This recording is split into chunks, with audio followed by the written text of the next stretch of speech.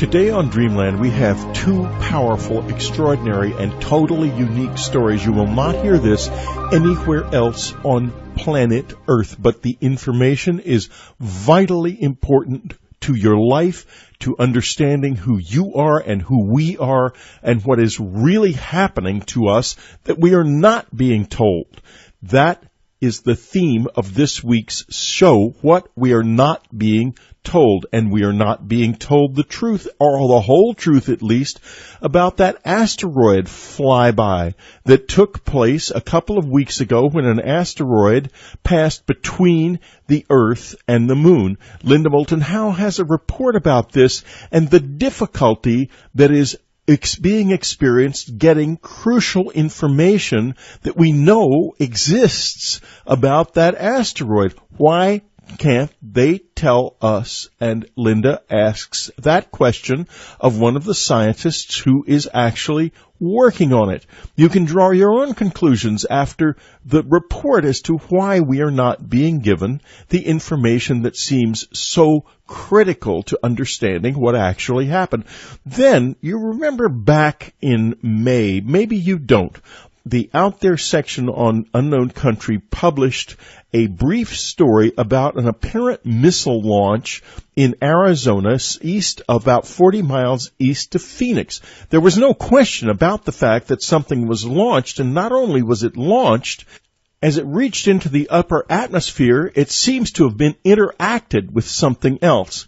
Well, we've been following up on this because we have wondered what went on, and we followed up with the witness who posted the video on YouTube, and it turns out he's got an awful lot to say about this. He does various kinds of research in the area. He's been back a number of times, and it is absolutely incredible what he has found. And once again, you will not hear this anywhere else in the world, which gets me to a suggestion. If you are a subscriber, why don't you clue your friends into the importance of unknowncountry.com and Dreamland? If you aren't a subscriber, and I'm now talking to 90+% of my listeners, why not do it? We need you very badly right now. We can't do this without you, and I'm not willing to take Dreamland into a subscriber-only mode. I'm not willing to do that. It's got to get out to many, many people, and a lot of people can't afford it, and I understand that. These are hard times, but a lot of people can afford $3.95 a month. So get with the program and help this thing keep going. If you look at Unknown Country, you realize how much it costs. It costs a lot to do this, and this is literally a place where you get information that is simply not available elsewhere. It's extremely valuable information. Very, very, very valuable, because we are living in the middle of a secret world, a world that we are not being told about. We do not know the reality of the world we live in. I know it. Linda Moulton Howe knows it. Alex Hearn, who we'll hear later, talking about the missile, knows it. You all know it. But we can chip away if we're willing. The media in general is absolutely not willing. Here we are willing, and that's why you need to make sure we can keep going. If we go away, a terrible silence is going to fall in your life. Think about that. And for subscribers, this week I'm going to be reading Chapter 4 of Solving the Communion Enigma, about the amazing events that took place as Ann and I left upstate New York for the last time, leaving the cabin behind us forever. A sad but also incredibly amazing and inspiring story. And also, if you are a subscriber, get set for something special. 50 free copies of Solving the Communion Enigma will be available for subscribers, and we'll let you know in the subscriber bulletin just when they are available. The 25 copies of my teen thriller that were available free for subscribers last week went in just a few minutes, so get set to pull the trigger. We'll let you know in the subscriber bulletin when you can. It will be sometime in late December or early January. But believe me, if you open your copy of the subscriber bulletin when you first get it, you'll be among the first to know. So good luck with that. Dreamland listeners, now you can listen to or download Dreamland from the site or from iTunes. On iTunes, search podcasts for Dreamland. On your smartphone, download the Wonder Radio app and search stations for Dreamland. Well, today, Dreamlanders, Linda Moulton Howe is back with us with a remarkable and very, very strange report about that asteroid that passed between the Earth and the Moon on November the 8th, the closest approach of an asteroid in decades. And something happened, something that needs to be carefully examined and isn't being, or if it is being, it is absolutely not being released to the public. Linda Moulton Howe is the Emmy Award-winning editor of EarthFiles.com. Don't miss a single day of EarthFiles.com. Here she is from Albuquerque, Linda Moulton Howe. Thank you, Whitley. My news website, EarthFiles.com, has received many viewer inquiries asking, where are the new asteroid YU55 radar images taken by Arecibo and the Goldstone Deep Space Network on November 8, 2011? That's when the 1,300-foot-wide space rock passed between the Earth and Moon. The asteroid's closest approach to Earth was within 201,700 miles at 3:28 p.m. Pacific on November 8th. 2 days later, NASA's Jet Propulsion Laboratory in Pasadena, California, issued a press release that quoted JPL physicist, planetary scientist, and asteroid specialist Lance Benner, Ph.D., as saying, quote, "The radar animation reveals a number of puzzling structures on the surface that we don't yet understand. To date, we've seen less than one-half of the surface, so we expect more surprises," close quote.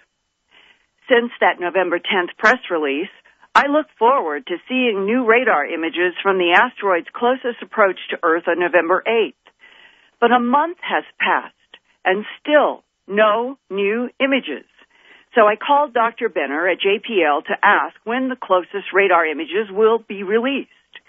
He told me, quote, "We were sampling data at 40 million times a second, and we ended up with close to 40 terabytes of data, so we have lots of work to do," close quote. But I wanted to know more about the puzzling structures he referenced, and he agreed to do an interview. Then when I asked him several times about when JPL would release the November 8th to 10th new radar images, his nervous evasion made me wonder if there is something in the puzzling structures that is now considered a national security issue. Further, I realized that radar images that are in the gray color scale can be manipulated and altered even more easily than color images, and the only people who would ever know might perhaps be some government officials and certainly the scientists themselves who received and analyzed the raw data. But why would there be any nervousness about the finest resolution radar images ever taken of an asteroid from Earth, as Dr. Benner explained about the improved Goldstone technologies? Maybe the simple answer is nothing more than an overwhelming amount of data to be analyzed. But then there are those puzzling features, including a 100-foot-high, sharp, pointy hill that Dr. Benner described for me from the radar images he now has on his own computer, but they have not been released to the public and the media. Here now is Dr. Lance Benner, planetary scientist and asteroid specialist at NASA's Jet Propulsion Laboratory in Pasadena, California. We'll join Dr. Lance Benner in just a moment after these messages. Subscribers, my new teen thriller, Melody Burning, is in bookstores and online now. You can look at a video about it on YouTube. Just search on Whitley Strieber. Do consider getting a copy for the teenager in your life or for yourself, online or at any bookstore. And now let's listen to Dr. Lance Benner at the Jet Propulsion Laboratory.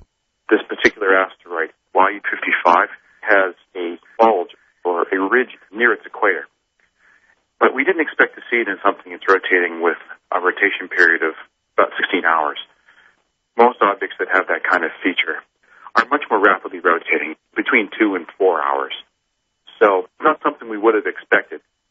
The other asteroids where we've seen this kind of feature, the best explanation that we currently have is that an object was spinning rapidly, and that in combination with a very porous rubble pile internal structure enabled material to move outward and produce that kind of structure.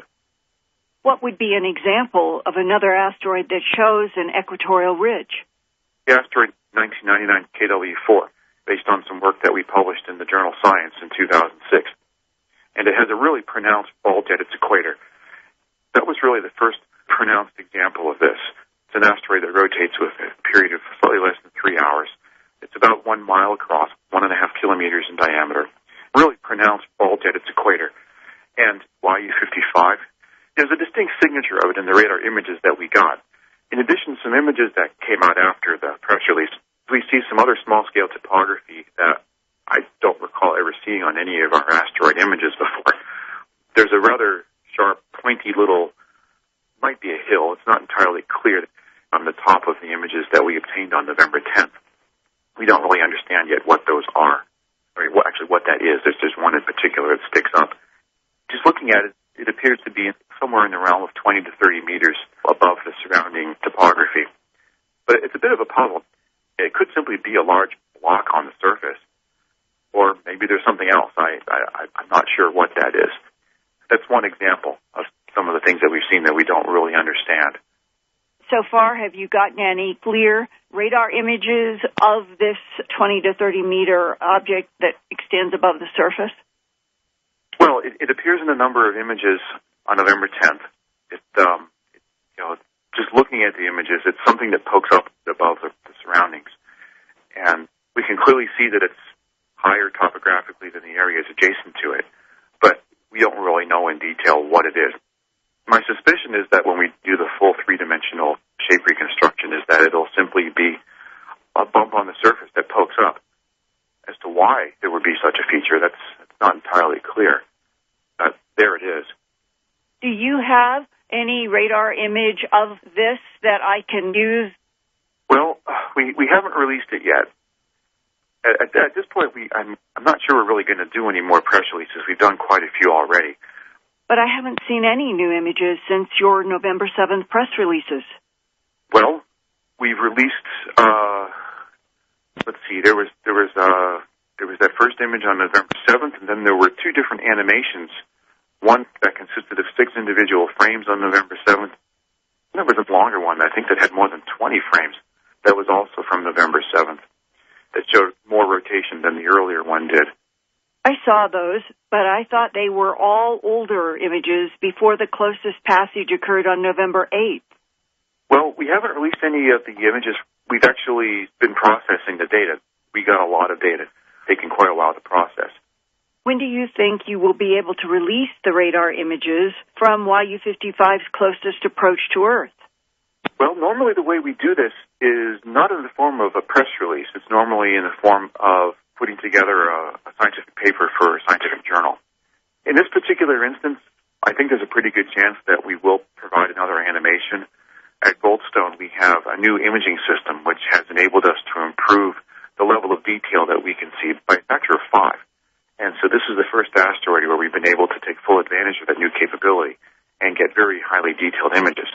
By very highly detailed, what I mean is the resolution of these images is 4 meters per pixel.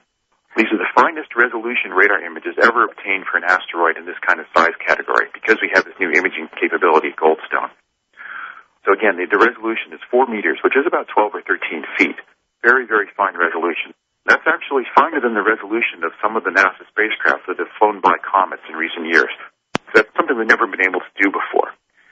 But we do image a number of asteroids throughout the course of the year, combined at both Goldstone and Arecibo. Right, but it was because this came so close between the Earth and the Moon, everybody would like to see what it looks like, and I'm just curious, when would I be able to have an image or images that can show what this looks like and what that 30-meter knob looks like and so forth? Well, as I said, we're probably going to do another release with another animation. I don't know the specific date for that. I really appreciate your interest in it. It's wonderful to see that there is this much interest. Yes, there really is. And I'm curious, if you do another NASA JPL animation, will you have November 8th, 9th, and 10th radar images in it? We haven't really decided, which day we're going to do next. As I said, it's been taking quite a bit of effort to process all the data. We're sampling data 40 million times a second. A second. 40 million times a second, and we ended up with close to 40 terabytes of data. Wow. Okay, that's a lot of data, and even with modern computers, it takes a while to process that. Do you have any kind of a really clear radar image? Well, yes, of course. However, the formal way that the JPL asks us to release through our media relations office, and so we coordinate everything with them and make sure that we're following appropriate protocols and all that sort of thing. And so that's what we've done with the images that have come out and the animations that have come out so far. And so we're going to obviously follow NASA protocols for anything else that we would put out as well. Well, I'm looking at the photograph that was released from November 7th, 2011. This was a photograph before the November 8th closest pass of YU55 between the Moon and the Earth. It looks sort of bulbous and what looks like a depression further toward the middle. There is also some white material that seems to cross where the depression is. I wondered how much more clear are your newest radar images now?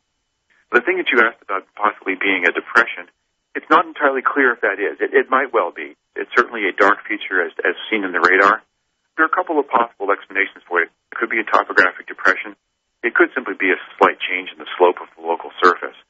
And to really understand what's going on there, we need to do the full three-dimensional shape reconstruction. Dr. Benner? Yes. Why is it that YU55 continues to come so close in between the Earth and the Moon and Venus and this part of the solar system? Well, its orbit around the sun is such that it just happens to come by the Earth it came by this year. It'll come by the Earth again in the 2040s. It'll go by Venus very closely in 2029, then the Earth again in 2075. It has somehow gotten into this kind of orbit around the sun that enables it to do this. When it encounters one of these planets, it gets a gravitational nudge in the process that undoubtedly plays some role in all of this. But how it got into this configuration, we don't know. I wondered if you have a perspective from your years of studying asteroids about this question. Could an asteroid in the half-mile diameter range end up suddenly emerging in the solar system in a way that could impact the Earth? I'm thinking of the Chicxulub crater event 65 million years ago. Is that possible in this day and age for any asteroid large enough to do damage to surprise you in the asteroid science community? Is it possible? It probably still is. I can't give you a formal probability, what the chances are of that sort of thing. If that were to happen, it would likely be a scenario similar to what happened with YU55 just recently. YU55 was discovered 6 years ago, so we knew it was coming. But there is certainly a blind spot in the direction of the sun. So if there's something from the direction of the sun, right now we won't see it until it's gone by. Search efforts that are underway using optical telescopes don't look very close to the sun because they can't in order to protect their equipment. So there's a very small chance that something this size could approach from that distance. We think that there are still at least several thousand objects in a similar size range to 2005 YU55, 400 meters, about the size of the Empire State Building. We think that there's still several thousand of those yet to be discovered. The search efforts are finding a lot of them, and they're finding them pretty efficiently. But it will take many years at the current rate of discovery to sweep up all of them. Mm-hmm. So, yes, there's a probability. I don't know what it is. I suspect it's actually fairly small. the chance of something hitting us of that size range is very remote. The timescales over which that happens are really quite long. I don't remember the precise number, but I think it's on the order of hundreds of thousands of years on average between impacts and something that big. It's much more likely that something the size of a house or a bus would hit the atmosphere. You're like that small object that plunged into the atmosphere over North Africa in the fall of 2008. That's the kind of thing that's much more likely. An object that might be a few meters or maybe 10 meters across. Things like that hit much, much more frequently. Something this big, although they do hit occasionally, the interval over which they do is quite long, and it's very, very likely that we will find all of them before they happen to find us. So when will the November 8th, 2011 radar images be seen beyond NASA JPL? Dr. Benner thinks that the Jet Propulsion Lab will release another video animation, but strangely, he does not know if it will contain any of the November 8th to 10th, 2011 high-resolution Goldstone radar images. As he also said, he and his colleagues might be presenting their YU55 images and data in upcoming journals and at upcoming conferences in 2012. The first possible place that we might hear more is the January 8th to 12th, 2012 American Astronomical Society meeting in Austin, Texas, followed in March the 19th through the 23rd at the Lunar and Planetary Science Conference in Houston, and then May 16th to 20th, there is an Asteroids, Comets, and Meteors Conference in Niigata, Japan. You can Google news about YU55 asteroid, and as of December 5th, 2011, the last headline was November 11th, quote, NASA releases updated radar movie of asteroid 2005 YU55, close quote. But now we know from Dr. Benner, those are 20 frames taken by Goldstone on November 7th, the day before its closest approach when the asteroid was 860,000 miles from Earth. By November 8th, the next day, YU55 was 4 times closer to Earth, and those are the radar images from Goldstone and Arecibo that I've been waiting to see.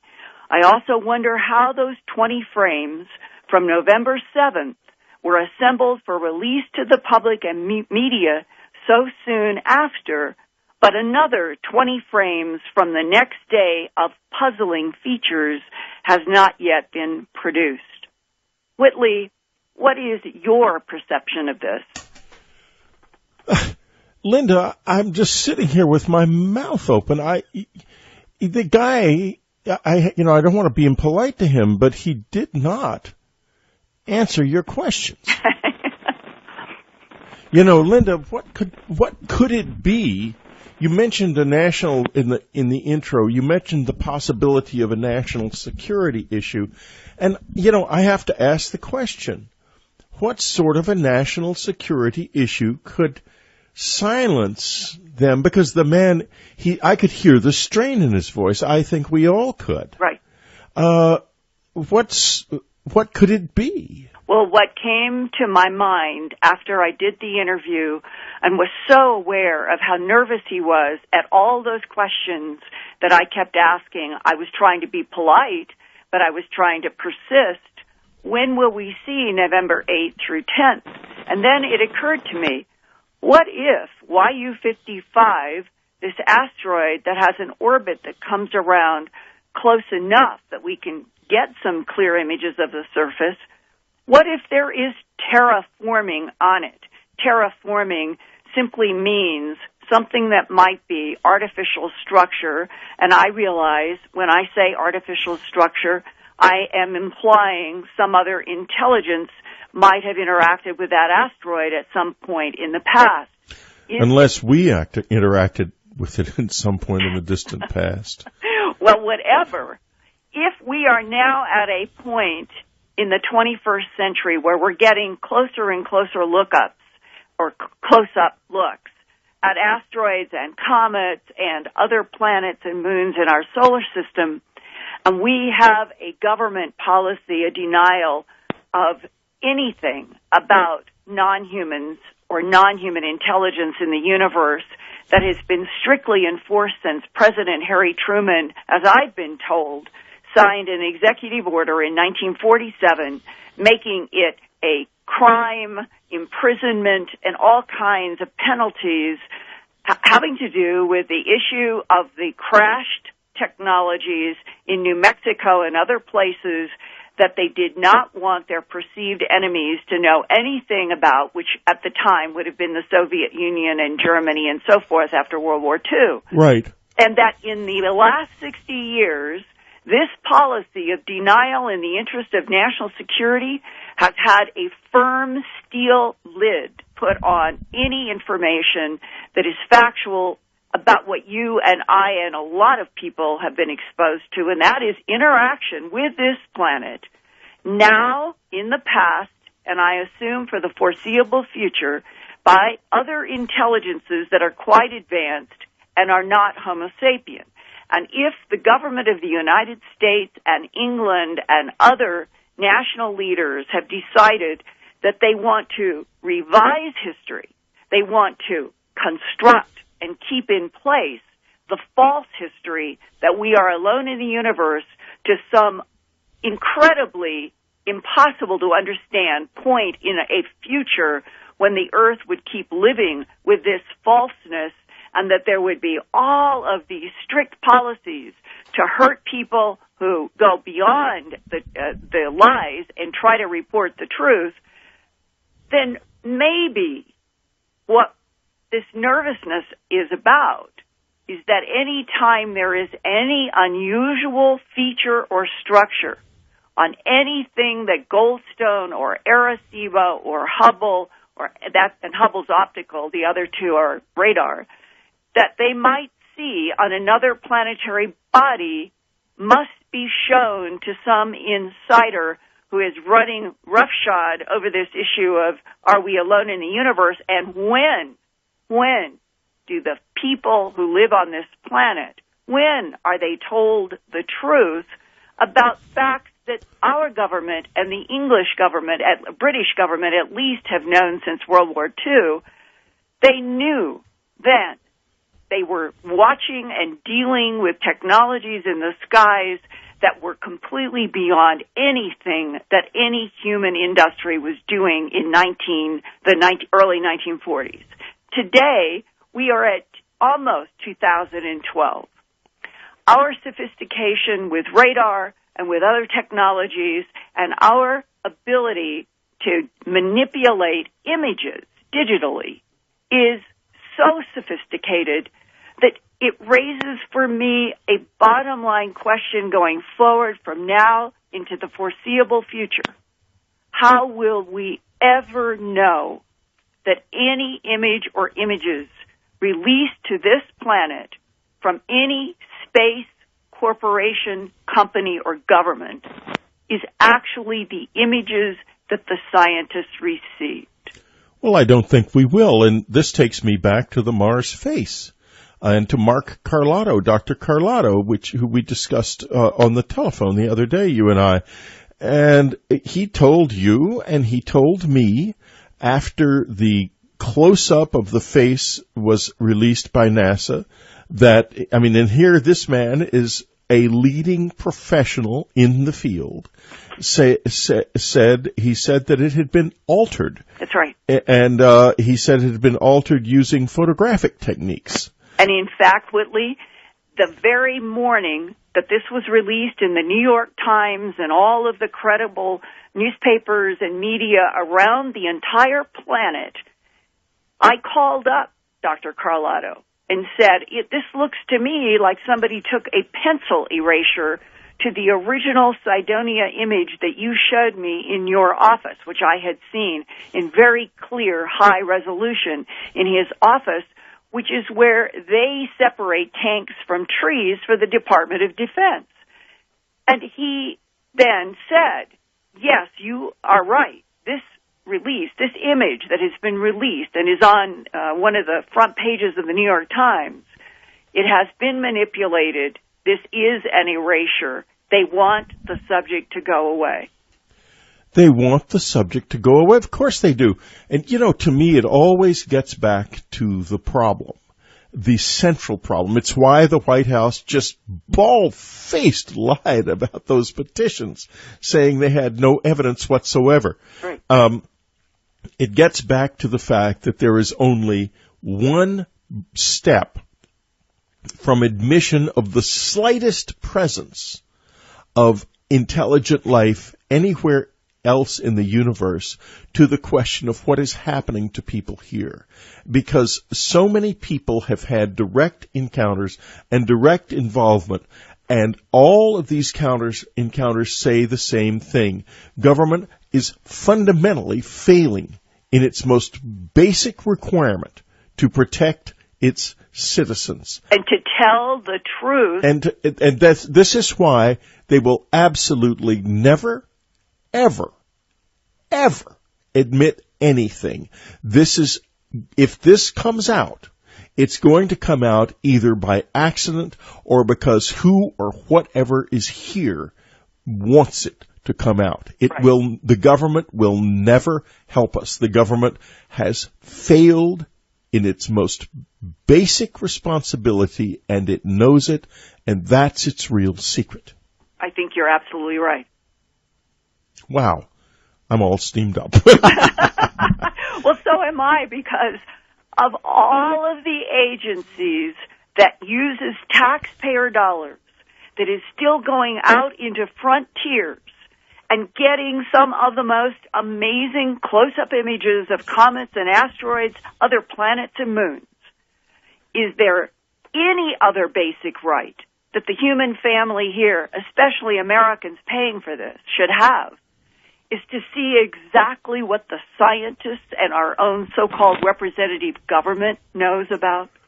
Exactly. It is a most basic and most fundamental right. Linda Moulton Howe, thank you very much for, as always, a terrifically provocative report. And Linda Moulton Howe, we try to have her with us at least once a month. Linda Moulton Howe will be back with us, I'm sure, in December or early January. Thank you. On May the 26th, 2011, Alexander Hearn saw something very unusual on a road in Arizona. It appeared to be a rocket launch taking place, a very substantial one, not an amateur rocket, but a real missile launch taking place over a populated area in Arizona. He managed to get a video while the rocket was still ascending and posted it on YouTube. It was immediately picked up by Unknown Countries Out There editor and posted on Unknown Countries Out There section. Now we're going to talk to Alexander Hearn about what he has found out since, because this story is ongoing. But first, let's listen to his words at the beginning of the launch. If you want to watch the video, the simplest way to do it is to Google Missile Launch Arizona. That'll take you right to the Out There story. Why won't it take you to any other news reports? Well, that's a good question. We're going to ask Alexander that question too. Here he is last May as he saw from the roadside the rocket ascending. Mitch and I saw what we thought was a dust devil. Looks like it turned out to be a rocket launch out of the middle of the desert just south of the Superstition. We're going to go up into the sun here. Now pan over, and it continued up and off, and there it goes. Well, Alex, welcome to Dreamland. Hi, Whitley. Nice to be here. Yeah, good. Listen, I was pretty interested when I saw the email that you sent me a couple of days ago about ongoing activity in the area where the missile launch took place, because I've had that looked at by professionals at this point, and there's no question this was not only a launch, it was a launch of a substantial device. This was not a home hobbyist's rocket at all. This was something that at least went up into near space. And it could even have been launching something into orbit. There's no way to tell for sure, but this was not a homemade rocket, so that's kind of established at this point. Now, tell us, before we go on, what exactly you saw on that day. We know from listening to the audio that you first thought it was a dust devil. Then you got out of the car at some point. What happened then? We were driving when I first noticed it, and the reason I was looking over there is on the way out, we had gone to the mountain range on the other side of the Superstition Mountains called the Anchayas. It's a little north of there, but that's the easy way to explain it. And we were coming back, but on the way there, we had seen a lot of activity in the desert there. So trucks going in and out, big trucks, which is still going on to this day, which is what you were speaking about. So the trucks were putting up so much dust that you couldn't tell if it was trucks or small dust devils on the way out there. So we're coming back, and we're probably in what's called Gonzales Pass, and it's an area just northwest of where I was when I was filming, and we saw what looked like a dust devil and this one was much higher, just a plume of dust going up in the sky off in the distance. And, a few seconds went by, you come out of Gonzales Pass, and you're on the same highway, but it takes a bend to the north west. And, so I would have been, when I first saw it, northeast of the area we were filming. Right. Forgive me. But so the road takes a bend to the northwest and is going pretty much directly northwest when we stopped and saw it. But at this point, we realized that it was some kind of launch because instead of a dust devil, just a dust devil, you had this plume of dirt, and then above that, a plume of white, a contrail, yeah, a single contrail, or a single exhaust trail. Exactly, but it was huge. Oh yeah, this was a substantial device. This was. Yeah, it didn't look like Robert Goddard playing games. No, it was the size. As one of the experts I had looked at it said, this was something about the size of a Minuteman missile. In other words, it was a substantial device. That's a good way to describe it, and it did seem to have, we could see the vehicle, although distortion and stuff, I have no idea how much that plays on, the heat. You can't see the vehicle on YouTube at all. What did it look like? It looked like some kind of huge rocket with swept wings. With wings, swept wings. Smaller swept wings, and it looked like a really large vehicle. I don't know if we was, if the person I was with, and I didn't tell him I was coming on today, so I won't give his name yet. But it's don't give his name. He's a former colonel in the Air Force, and he worked at Cheyenne Mountain. So right away he knew it was a launch, and he said when he saw the wings, it looked like that usually means that it's going to come back into the atmosphere. Right. So I don't know if we saw, some kind of new ICBM, or if we saw a new space vehicle, and then the UFO / interaction with another vehicle is pretty strange too. Well, yeah, let's talk a little bit about that because as we watch the video, as it comes to the end, something moves toward this object very rapidly and seems to intersect with it. It does. So, and I'm, not much more than the average person on this. I've done a lot of research since, but I couldn't tell if the missile was trying to interact with that, if they were shooting something down, or if that was observing the missile or trying to shoot at the missile. It's hard to know whether the missile was shooting it down or it was shooting the missile down, but they surely intersect. It does appear that they intersect. What did your friend think about that? Well, his first thought on the whole deal was, we're going to war. And then when he thought we were going to war, that there was a missile, there was a war going on. Yeah. Exactly. Whether, that'd be with space people or, another country or whatever, and I'm, trying to be generic. Well, from the previous January, there were two other incidents that took place. One very famous one off the coast of California that was immediately debunked as the contrail of an incoming flight from Japan, that later turned out not to be the case, and it was indeed a missile trail.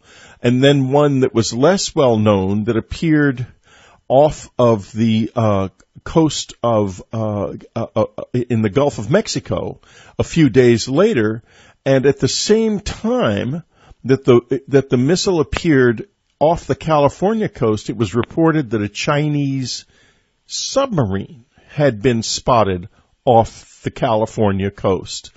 And so there was speculation, denied by the government, of course, that the Chinese had fired a warning shot to let us know just how close they could come. So I wonder if there's any connection. I mean, you and I can't tell, but this is part and parcel of something else, I think.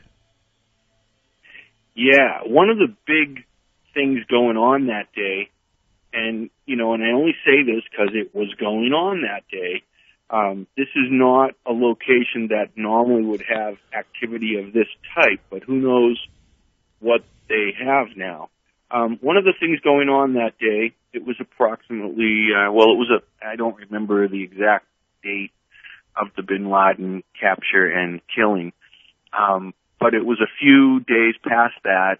It was one of the days they had said they got bin Laden's computer and had a location on al-Zawahiri, and who was at the time the number 2 man, now newly appointed, probably figured to be the number 1 man in Al-Qaeda now. And they were taking a few shots at either his, location where he is, or locations where he's known to go, or where he keeps data. And that was going on that day. It was announced that day that, they had basically done some surgical strikes. Right. But what a missile launch in Arizona would have to do with that, especially because this is not an unpopulated area this thing went over. That's why the one thing that I think tells us that it had to be something real. Real in the sense of it being not a test. Not a test, exactly. Yeah, unless it was some kind of test where they have a static location and have to, test from that facility. But if it's a mobile launcher, the tests are done somewhere else. It does not have to be tested from its location. If it's a static location, if the location doesn't move, then I guess at one point or another they would have to test their firing systems. Well, yeah, but now what populated areas would this have been flying over? This would be directly to if you're familiar with the Phoenix East Valley area, so you have Phoenix, Tempe, Mesa, Apache Junction, and then you have scattered communities in the desert, Gold Canyon, Queen Valley. I'm probably leaving a few out, and those are in the direction that would be to our right on the highway, to our north side. The highway travels basically at that point east and west, except for the one range where we stopped. It does go around a mountain coming out of Gonzales Pass, and then it bends to the northwest. What is exactly the number of this highway so people can orient themselves on a map? It's US 60. So it basically travels through Arizona and New Mexico. Right. It goes up and it's the US Apache 60. Nation. How many miles from Phoenix? I don't travel all the way to Phoenix, so I could be off a few, but say 40. 40 miles from Phoenix. Yeah, 40, in other 45. words, right in the middle, not only of a highly populated area, but also the scene of the Phoenix Lights. Yes. And an area which is known for having a high level of UFO activity. And indeed, this thing goes up, and then there's suddenly an interaction with an unknown object. And you do have to wonder what this is all about, don't you? I mean, I do. Yeah. You know, the neat thing about this whole weekend for us, and, you know, I do some crypto investigations, and I won't go into that, but we were in the mountains for a quick shoot with a local news channel, the local Fox channel, on the crypto stuff that we do. And while we were up there, we saw another researcher, and that person told us earlier in the summer of a silver disc that she watched for about 20 minutes, bouncing from mountain peak to mountain peak and slowly observing the mountain. And, you know, we just took it to be, you know, interesting, but we weren't thinking really anything about it. Now, because that researcher was up there, we decided to head back a day early, and we drove back the morning of the filming of the video, and we were coming through the mountains, approaching Superior, Arizona, which is also on the US 60, and facing the Superstition Mountains, and we saw a silver disc, this type object, go from one peak to another. And we both turned to each other and said, "Did you see that?" And, you know, that's the last we saw of it. We drove through Superior, we drove through Gonzales Pass, and that's when we saw the Dust Devil. And then we pulled over. We saw, you know, we noticed it was a launch, so we pulled over as soon as possible. We started filming. During the filming, with the naked eye, you couldn't see that interaction. But what we later saw on the video and the enhanced version, that object looks very similar to what we saw pass between the peaks, and probably similar to what the report that person gave us back in that she had seen in the previous season. Which is just which is just extraordinary. Extraordinary, yeah. Because it looks like we're at war on some level, and somebody's shooting away. I have to ask you this. You've been up there, I'm sure, since. What's going on up there now? Well, immediately afterwards, I went back the next day, and there was a fire, a burn area, just behind where we were filming, within about 2.5 miles, and it went on for about 3.5 miles until, if anybody's familiar with the area, there's an arboretum right before you come into the town of Superior. So, basically from the Gonzales Pass area that I've spoke of to the edge of that arboretum, it actually burnt around the arboretum, but didn't damage any of the arboretum that I know of. But there was a burn area. Now, what that was from, I don't know, but it was pretty kind of coincidental, if you ask me. And also that same night and following day, it was reported that there was basically one of the first forest fires of the season. That would have been early May, in the Apache reservation, somewhere near White River, which would have also been kind of in the direction of this missile. This missile looks like it was traveling directly east. We were traveling northwest at the time, so it would put it right over this Gonzales Pass area, right over the southern end of the White Mountain Apache Nation, and then on towards White Sands, the upper middle of the range. And, you know, who knows from there where. And if it turns or if it stayed in one vector, that's where it would go. If it could turn or maneuver, then there'd be some different things going on. And what have you seen up there since? Well, I've gone back a few times, and we've seen just the continued construction activity. And here's what it is now. It's state land, and I guess it's leased to the military. The National Guard out of Florence control it, and military contractors go in there. and that was use it. That was confirmed by the local channel, CBS channel that ran the story that very first night, and then pretty much that was kind of it. They ditched it. You can't find it anywhere except on our website now. Exactly. So the video is gone. I have a copy of their report that's not very good, and then the story itself is just gone. You can still Google it, and you'll get the links, but when you click on the links, there's nothing there. Now, the link that's on the Unknown Country Out There page is still good, and subscribers, that link will also be available in your edition of Dreamland, so you can conveniently make use of it. And we're going to download the video from YouTube and put it in our archive right now. So, in case this show airing causes the video to be pulled. There's an enhanced version that a YouTube user made for me. That's pretty cool. He put it through a filter, and he slowed it down, and, he repeats it and slows it down.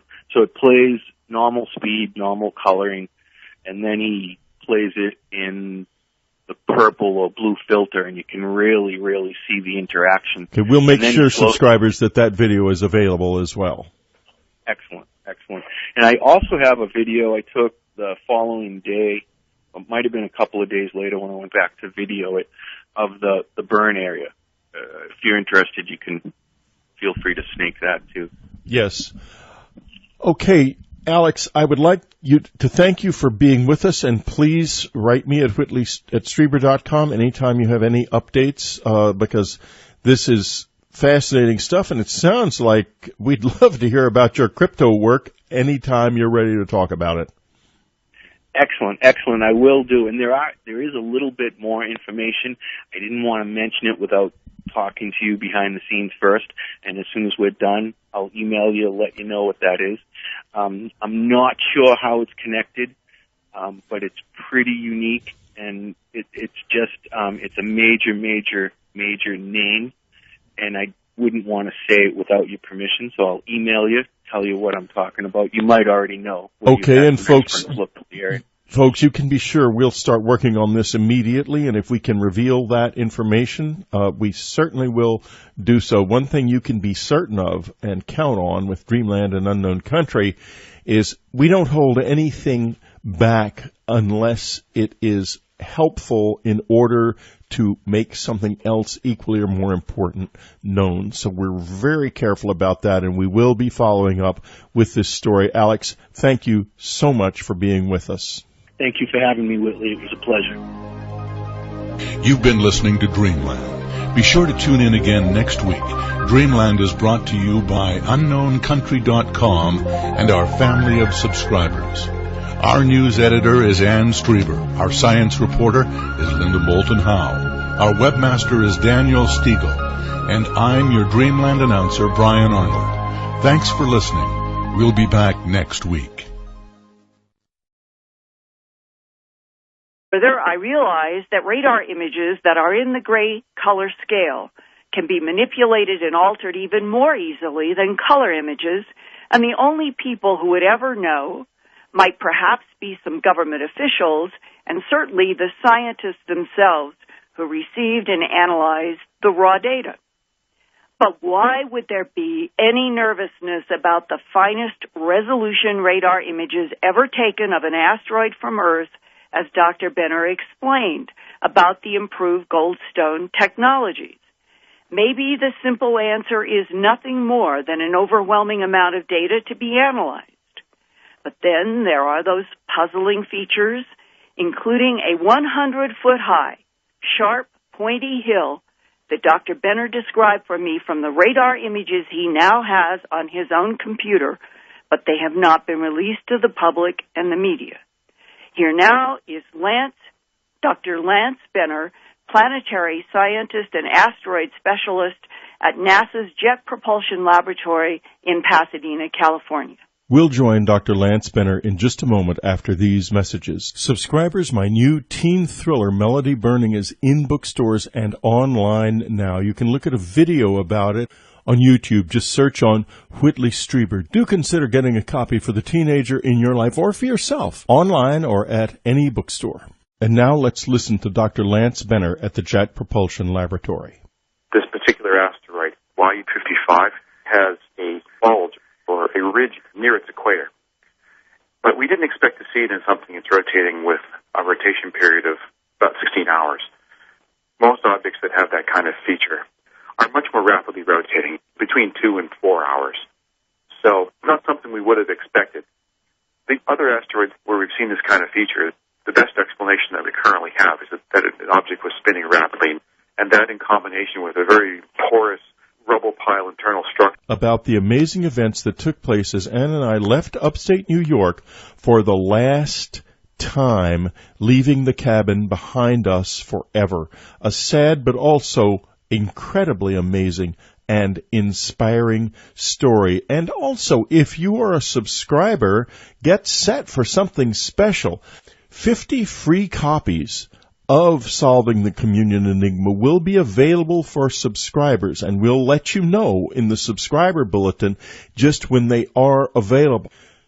The 25 copies of my teen thriller that were available free for subscribers last week went in just a few minutes, so get set to pull the trigger. We'll let you know in the subscriber bulletin when you can. It will be sometime in late December or early January, but believe me, if you open your copy of the subscriber bulletin when you first get it, you'll be among the first to know. So good luck with that. Dreamland listeners, now you can listen to or download Dreamland from the site or from iTunes. On iTunes, search podcasts for Dreamland. On your smartphone, download the Wonder Radio app and search stations for Dreamland. Well, today, Dreamlanders, Linda Moulton Howe is back with us with a remarkable and very, very strange report about that asteroid that passed between the Earth and the Moon on November the 8th, the closest approach of an asteroid in decades. And something happened, something that needs to be carefully examined and isn't being, or if it is being, it is absolutely not being released to the public. Linda Moulton Howe is the Emmy Award-winning editor of EarthFiles.com. Don't miss a single day of EarthFiles.com. Here she is from Albuquerque, Linda Moulton.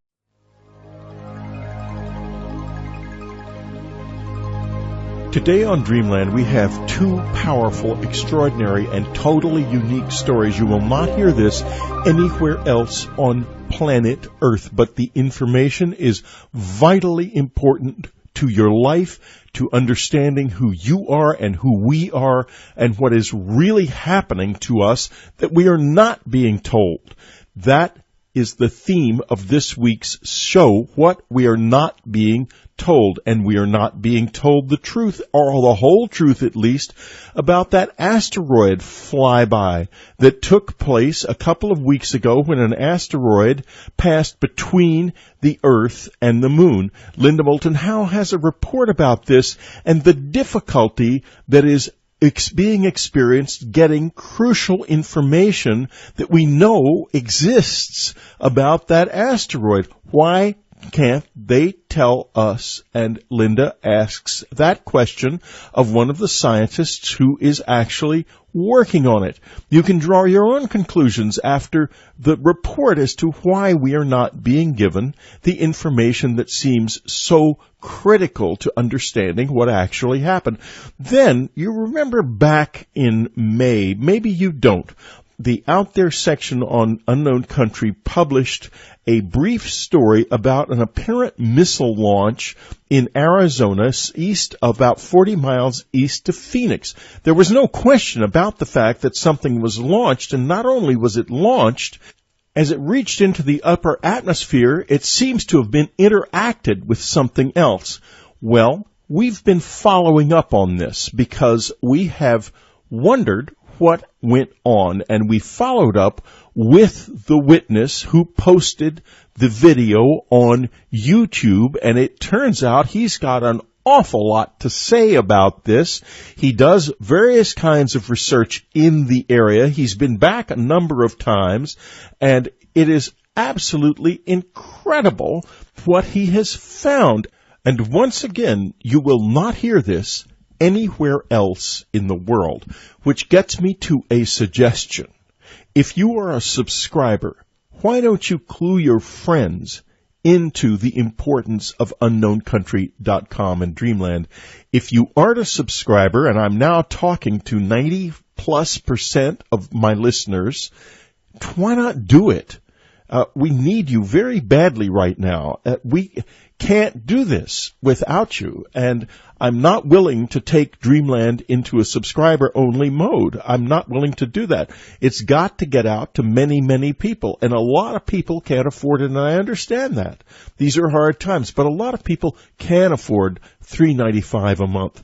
So get with the program and help this thing keep going. If you look at Unknown Country, you realize how much it costs. It costs a lot to do this, and this is literally a place where you get information that is simply not available elsewhere.